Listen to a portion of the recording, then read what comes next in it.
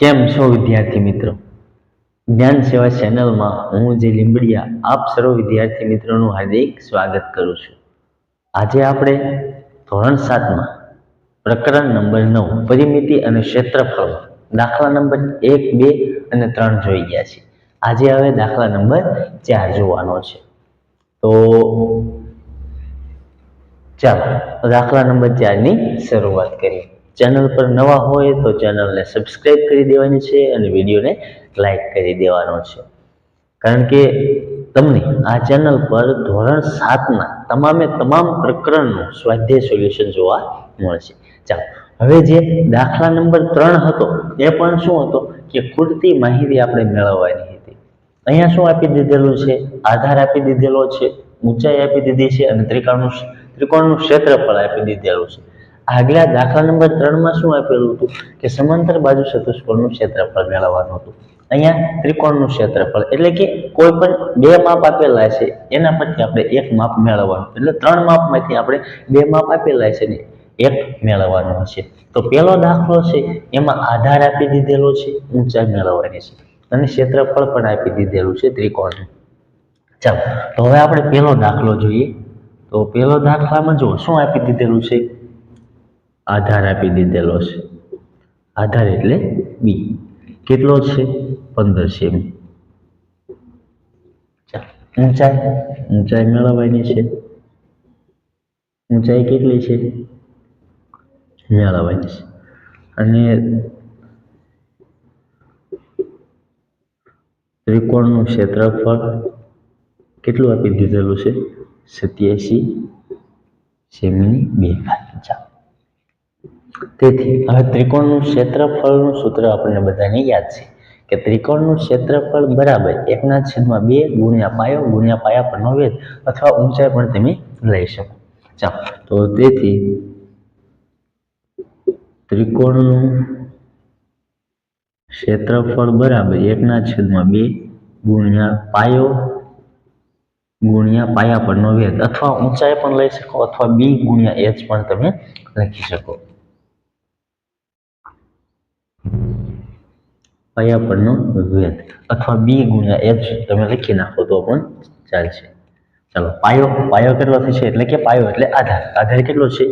15 semi ગુણ્યા પાયા પરનો વેધ એટલે કે ઊંચાઈ એચ કેટલો છે એ આપણે મેળવવાનું છે.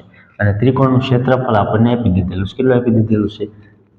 87 સેમી સ્ક્વેર. ચાલો હવે જો આ જે છેદમાં 2 છે અહીંયા આવશે તો ગુણાઈ જશે ને, તો તેથી 87 ગુણ્યા 2 બરાબર આ 15 ક્યાં આવતા રહે છે? છેદમાં એટલે h. ચાલો રેડી. હવે જો આપણે શું મેળવવાનું છે? અહીંયા 15 આવતા રહેશે. આ છેદમાં કેટલા આવતા રહેશે? 15. અહીંયા લખી નાખવાનું 15. ચાલો હવે શું કરી નાખવાનું છે? અહીંયા સામેની સાઈડ લખી નાખું છું આ h. તેથી h બરાબર આ બે સંખ્યાનો ગુણાકાર એટલે કે 87 ગુણ્યા 2 કરવાના તો 2 સત્તા ને 14, 14 નો ચોગડો વધી 1, 2 × 16 ને 1 17, 174 છેદમાં 15. ચાલો હવે શું કરી નાખીએ? આનો ભાગાકાર કરી નાખીએ. ભાગાકાર કરશું તો 174 ભાગ્યા કેટલા? 15. 15 એકા 15 2. ચાલો 15 × 30 વધી જશે. 15 એકા 15 કેટલા? 9 આવશે. 24 15 જાય 9 પોઈન્ટ 0. 15 × 5 = 75 ને 15 × 6 = 90. ચાલો જવાબ કેટલો આવી ગયો? 11.6. તો આપણે લખી નાખશું કે 11.6 શું માપ? એકમ આપેલો છે સેમી. તો આપણો જે ખૂટતો અંક હતો, ખૂટતી માહિતી હતી ઊંચાઈ, એ આપણને મળી ગઈ. કેટલી છે? 11.6. એટલે h બરાબર 11.6 સેમી આપણને મળી ગયો. ચાલો હવે એ જ રીતના દાખલા નંબર 2 જોઈએ. દાખલા નંબર 2 શું આપી દીધેલો છે? એમાં આધાર મેળવવાનો છે. શું મેળવવાનું છે? આધાર.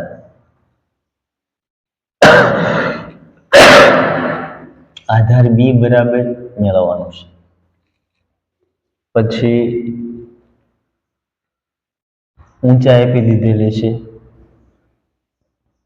ઊંચાઈ કેટલી આપી દીધેલી છે 31.4 મીમી અને ત્રિકોણનું ક્ષેત્રફળ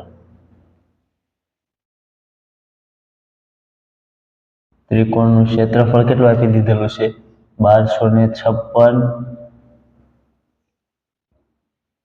મીમી સ્ક્વેર। ચાલો હવે એના પરથી આપણે શું મેળવવાનું છે તો આપણને ખ્યાલ છે, સૂત્ર યાદ છે કે ત્રિકોણનું ક્ષેત્રફળ બરાબર 1/2 ગુણ્યા b ગુણ્યા h। હવે ડાયરેક્ટ લખી નાખશે તો ચાલશે, તો કે b ગુણ્યા h। ચાલો આ 1/2 એમના b ની જગ્યાએ કેટલા b એટલે એ તો મેળવવાનું છે h 31.4। ક્ષેત્રફળ કેટલું આપી દીધેલું છે 1256। ચાલો હવે આ છે એ છેદમાં છે, આ બાજુ આવે તો અંશમાં આવતા રહેશે એટલે 1256 ગુણ્યા 2 આ છે 31.4 આ બી એમના। ચાલો હવે શું કરી નાખીએ, આનો ગુણાકાર કરી નાખીએ તો 1256 ના ડાયરેક્ટ 2 ગણા એટલે આ ડાયરેક્ટ ગુણાકાર કરી નાખીએ તો 2 2 6 12 12 નો બગડો વધી 1 2 5 10 ને 11 વધી 1 2 2 4 4 ને 1 5 2 1 2 એટલે કેટલા મળી જાય 2512। ચાલો હવે આ જો 314 આને પોઈન્ટ દૂર કરી દઈએ, પોઈન્ટ દૂર કરવો તો છેદમાં 10 લાગે, એ છેદનો છેદ કહેવાય, છેદનો છેદ ક્યાં જતો રહે અંશમાં, અંશમાં એ 10 અહીંયા મૂકી દઈએ અને આ બી એમને।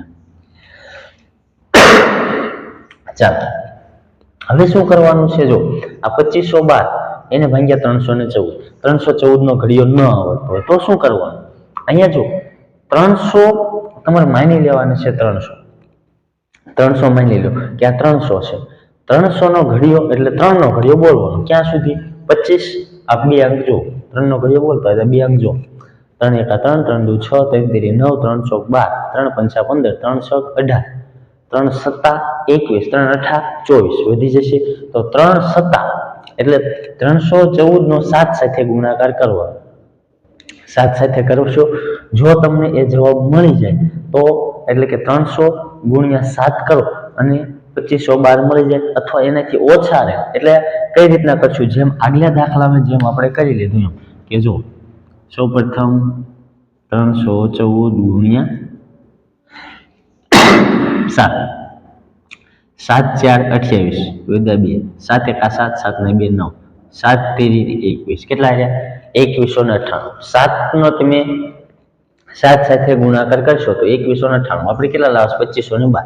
ચાલો હજી એક લઈએ, હવે એની પછીની સંખ્યા લઈએ 8 લઈએ તો 314 ગુણ્યા 8 8 4 32 32 નો બગડો વધ્યા 3 8 1 8 8 ને 3 11 11 નો 1 વધ્યા 8 13 24 ને 1 25 કેટલા મળી ગયા 2512। એટલે કે 314 નો 8 સુધી તમે ઘડિયો બોલશો તો 2512 આવશે અને 8 ગુણ્યા 10 એટલે કેટલા થઈ જશે 80 બરાબર બી। આ તમારે મેળવવાનું હતું, બી તમને શું મળ્યો જવાબ શેમાં મળ્યો મિનિમમ મળ્યો શેમાં, તેથી બી બરાબર 80 મીમી। ચાલો એટલે કે આધાર તમારો કેટલો મળી ગયો 80 મીમી। ચાલો સ્ક્રીનશોટ પાડી લો, પછી દાખલા નંબર 3 જોઈએ આપણે। ચાલો દાખલા નંબર 3 જોઈએ, એમાં શું આપેલું છે, આધાર કેટલો આપેલો છે 22 સેમી, ઊંચાઈ મેળવવાની છે અને ત્રિકોણનું ક્ષેત્રફળ આપણને આપી દીધેલું છે। ચાલો તો સૌપ્રથમ આ ત્રીજો દાખલો, આધાર આપી દીધેલો છે, આધાર કેટલો આપેલો છે બી, બી બરાબર 22 સેમી। ચાલો ઊંચાઈ મેળવવાની છે, ઊંચાઈ એટલે h મેળવવાની છે અને ત્રિકોણનું ક્ષેત્રફળ તમને આપી દીધેલું છે, કેટલું આપ્યું છે 170.5 સેમી। ચાલો જો એક ખાસ નોંધ કે જો તમને બોર્ડ પરના અક્ષર વ્યવસ્થિત દેખાતા નથી તો તમારા વિડીયોની ક્વોલિટી વધુમાં વધુ પસંદ કરજો કે જેથી તમને બોર્ડ પરના અક્ષર સરળતાથી દેખાય અને તમે સરળતાથી વાંચી શકો। ચાલો હવે શું મેળવવાનું છે આપણે ત્રિકોણનું ક્ષેત્રફળ, તો તેથી આપણને સૂત્ર તો યાદ જ છે કે ત્રિકોણનું ત્રિકોણનું ક્ષેત્રફળ બરાબર શું થશે? 1/2 ગુણ્યા પાયો એટલે બી, પાયા પરનો વેધ અથવા ઊંચાઈ એટલે કે h. ચાલો, ત્રિકોણનું ક્ષેત્રફળ કેટલું આપી દીધેલું છે? 170.5 બરાબર 1/2 એમને. બી કેટલો છે? તો કે 22 સેમી અને ગુણ્યા h. ચાલો, હવે આ બે આની સાથે ગુણાઈ જશે એટલે 170.5 આ ગુણ્યા 2. આ 22 ક્યાં આવતા રહે છે? છેદમાં. બરાબર h એમને. ચાલો, જો અહીંયા કઈ છેદ ઉડે છે તો કે હા, 11 દુ 22 ઉડે છે. કેટલા થશે? 11 દુ 22. હવે કેટલા વધ્યા? 170.5 ના છેદમાં 11 બરાબર h.